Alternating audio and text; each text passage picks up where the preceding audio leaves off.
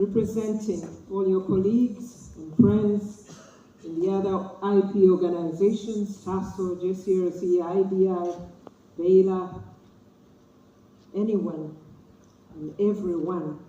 I hope I will speak with you if you are caring for people living with HIV.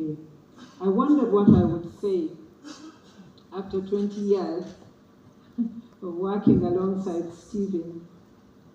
Wow, 20 years. I hadn't realized it had come to 20. My heart is full of so many personal experiences, but I thought it's fair, because I've been given the privilege to speak on behalf of the others, that I should carry their messages and not just mine. Stephen, we want this to be very special today, and we know it already is. And so what we did was ask everyone to put down something they wanted to say about you and your impact, so that when people leave today, beyond your book, they will know who you really are from our perspective. Team, you may hear verbatim some of your messages, but because of time, where I found similarities in language, expression, and content, I compressed them and hope my language lessons will help. I will try to make quotations where I can, but I will not mention names for now. Dr. Stephen, meeting you, hearing you share your personal life story, demystifying HIV through humor, was my most profound experience. Your humor has been and remains one of the things we most love about you. So when you commit to writing, we are excited. It is an asset that you have used at every opportunity to bring lightness to an otherwise very somber conversation on HIV and AIDS. Laced with wisdom and creativity, you had the capacity to turn any staff meeting into a conversation about HIV testing, treatment, and support for all. For example, in a meeting where people were asking for a change in salary and benefits package, you creatively joked about your double dip experience into Mildred's benefit package, first as a patient and then as staff, and encouraged us all to know our status. We think you are a star. Dr. Watiti, every time you stand to speak, or I'm reading your books, I expect learning, encouragement, and laughter. We are looking forward all to this great book you're launching today.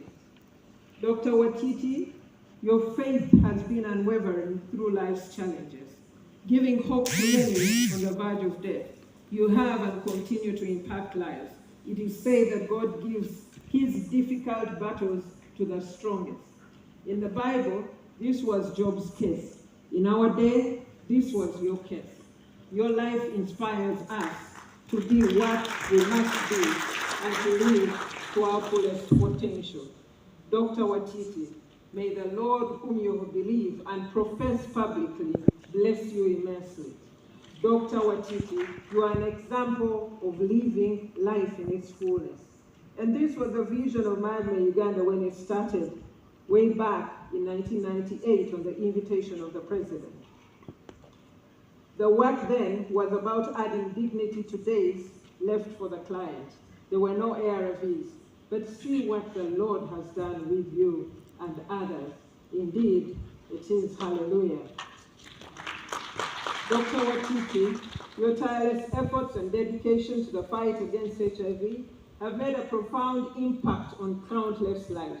You are selfless, you are an expert, and you have passion, and you have raised awareness, reduced stigma, and improved treatment, and you still are with this book. Dr. Watiti, what can we say? You have gone all the way to fight stigma. Programming today is big on customer-focused care experiences, but you were practicing this long before we learned to use the term. You used to bleed clients who were too scared to come into the clinics and deliver their ARVs in their homes and offices. This was stellar. You are a hero. You eventually won many of them all over, and we can all talk about those testimonies. Dr. Watiti, it is fair to say your singular contribution has been pivotal in driving progress towards an HIV and AIDS-free future. Please accept our heartfelt congratulations. Stigma is a hindrance to accessing testing and care and staying in care. You are not a typical organization like any of the IPs, with walls and structure, and perhaps this lack of boundaries has been your greatest asset. You have used it well. The impact of your work, if we tried, could not be measured in indicators and tools and targets. For you, each client counted, and today, the numbers in care attributed to you aligned within the numbers at Mildmay Uganda, at IDI, at JCRC, at TASO, and all over the country where there are carers looking after people with HIV. Your contribution is well recognized. We are proud of you, and you are a true definition, I repeat, of a hero. It takes humility to accept reality, and you took this on. Friends, we must not take this for granted. This was not and is not an ordinary story. Many individual stories with people living with HIV have not been shared, and we thank you for teaching. May God give us the grace to learn. You made it so easy for those of us in the clinic because we only had to refer people to you. You are a remarkable person, very down to earth. You connect easily with people at all levels, and severally we have said, reading the messages from your colleagues, I think I know the answer. I think it is the Holy Spirit at work in you, because this is what they said. The incorporation of a spiritual touch to his work makes the difference. He serves as an inspiration to those around him. Staying motivated while living with HIV is a daily struggle. By living the way you have, Stephen, our conclusion is that you must derive your energies from a source, and we call that source Christ. And again, it is true. And someone else said, that is true. He was my spiritual mentor in Namumali. His walk of faith is real. Another said, I love his friendship with Christ. He openly professes it.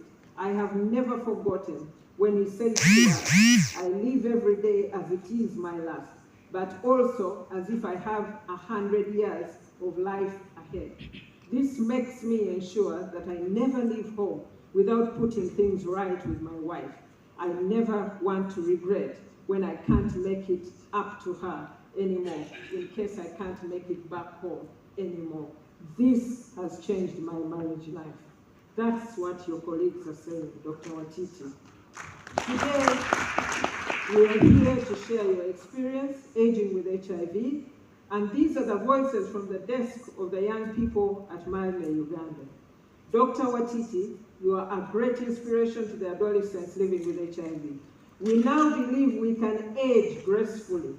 Our greatest weaknesses lie in giving up. You have encouraged us to step up and love our positive life.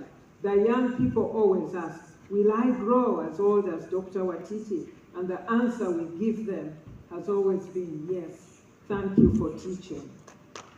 Dr. Watiti, your humility humbles me. I have seen God love man through you. You are a pillar of hope in this fight. You are the light at the end of the tunnel. These are the young people speaking. You stand tall next to men like Mandela. In you is the fight for freedom, peace, love, and hope. Dr. Watiti, you are a great teacher, a counselor, a mentor, a role model, and a parent, the young people continue to say. Your active engagement with the students at the Miami Institute of Health Sciences has not gone unnoticed. Thank you for the encouragement. You give us that which many have not as educationists. We love working with HIV. Stephen, you have made Masabaland proud. I hope you know where that's coming from. I'll tell you after this. You have displayed that the fear of God is the beginning of wisdom. You have inspired and impacted lives through your books and articles. You have made your contribution, and we appreciate you. Dr. Watiti, you have broken all the rules in the book to save human life. You have sacrificed your own life to give hope to the hopeless, and you have opened your own life to give courage to the desperate ones. Thank you. Dr. Watiti, you are brave. Probably one of the bravest people I will ever come across. Thank you, Dr. Watiti, for creating a wonderful world or environment for people living with HIV. And I will quote lastly, when I had just joined Miami, Uganda, this is again one of your colleagues, I always feared picking those thick files for older patients in the adult clinic. These patients usually had so many social problems. I knew as a fresh doctor, I was incapable of handling them because I had very little experience. In those moments, I would quickly walk to Dr. Watiti's office and gently place the file on his table.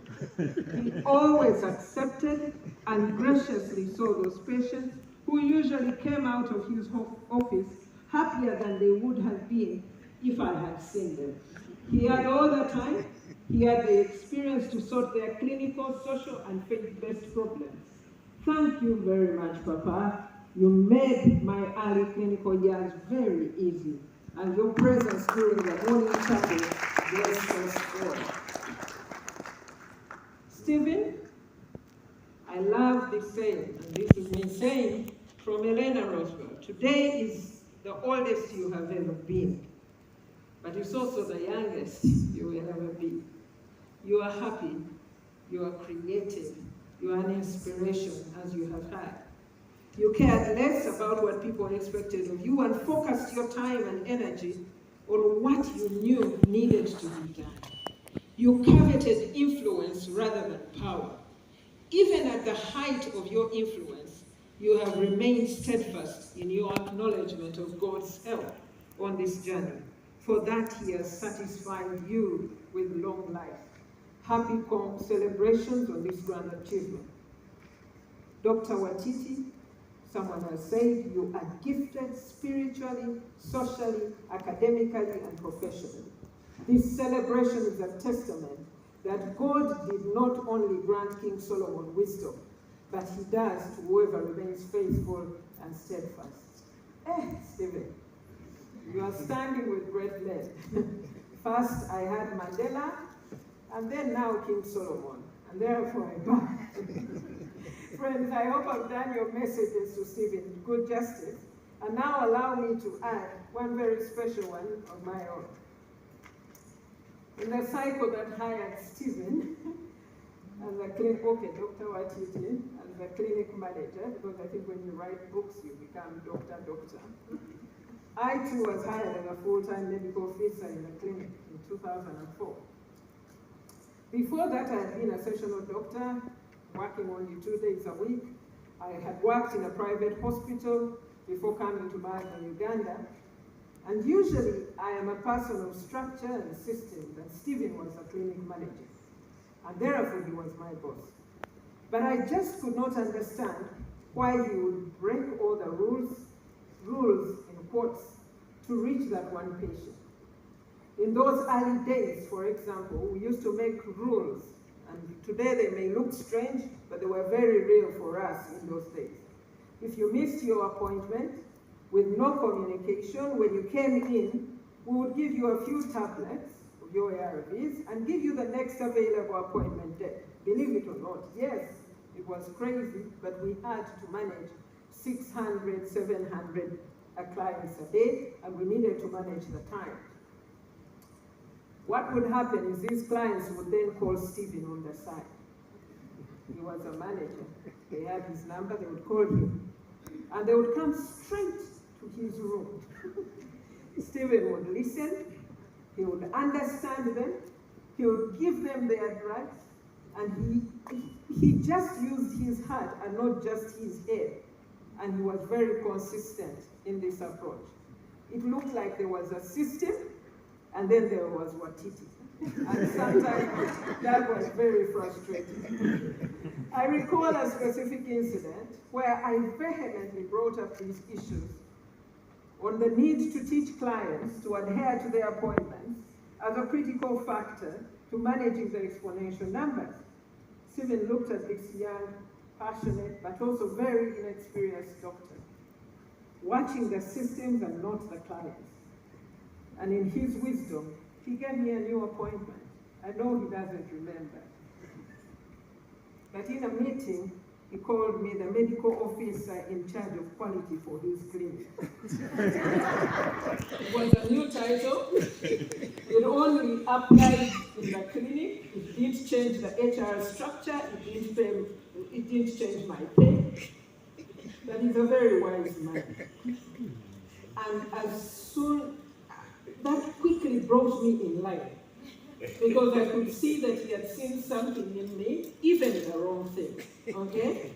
And it was from this that I learned to sit at his feet, and I soon learned that quality must be perceived by the client and not just the provider. Stephen, I've not told you this story before, but it's changed my career and my perspective.